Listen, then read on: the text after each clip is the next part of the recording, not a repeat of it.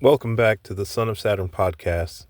Tonight, we're exploring Chokmah, one of the three Sephirot that comprise the supernal triad of the Tree of Life. For those unfamiliar, the supernal triad represents the closest conceptualization of God within Kabbalah, essentially the Kabbalistic version of the Holy Trinity. Note that this reflects my personal interpretation based on my practice and experience. While we often describe this triad as the Father, Son, and Holy Spirit, variations exist. One such model places Ein Sof at the top, with Bina as the Great Mother and Chokmah as the Father. However, the concept of Chokmah does not truly present as masculine when we look at its essence, wisdom. The Book of Proverbs, as well as the apocryphal books of Sirach, the Wisdom of Solomon, and Baruch, repeatedly describe wisdom as female. Furthermore, the Hebrew word Chokmah is a feminine noun. This implies that the highest forms of divinity are inherently feminine. This raises the question, where does the masculine divine originate?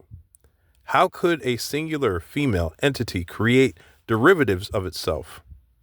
We can look to two examples within the natural world to find clues about the spiritual realm.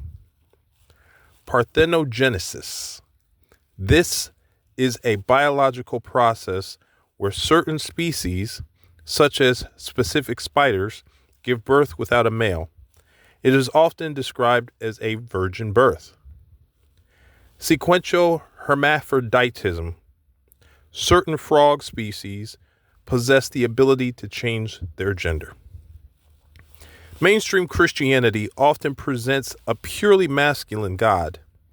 In the Bible, Jesus famously states, "He that has seen me has seen the Father." However, the apocryphal Gospel of Judas offers a different perspective on Jesus' origins. When asked who Jesus was, Judas replied that he came from Barbello, a primordial being known as the Father-Mother. This provides a new context for the virgin birth. If the divine replicates via parthenogenesis, it follows that this process could be mirrored in the physical realm. Furthermore, if nature allows for gender fluidity in species like frogs, it stands to reason that an offspring of the divine could shift between genders, creating the illusion of duality. The Gospel of Thomas supports this transcendence of gender. Jesus is quoted as saying, "When you make the male and female into a single one, so that the male will not be male, nor female be female, then you will enter the kingdom." Later, Jesus defends Mary against Peter's skepticism by stating, "Look, I shall guide her to make her male, so that she too may become a living spirit resembling you males. For every female who makes herself male will enter heaven's kingdom."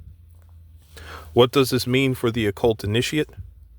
It highlights the necessity of working with both hands to reach enlightenment. It also emphasizes that we should never overlook a teacher based on their gender. In fact, any movement or ideology that widens the gap between genders, whether it be modern iterations of feminism, men going their own way, aka MGTOW, or the gender inequality taught in traditional churches, is a corrupt seed sown by the adversaries of enlightenment.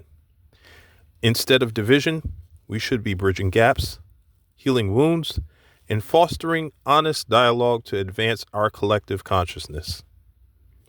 If you'd like to discuss this further or suggest a topic, feel free to email us at soscubed@gmail.com. Until next time, stay vigilant.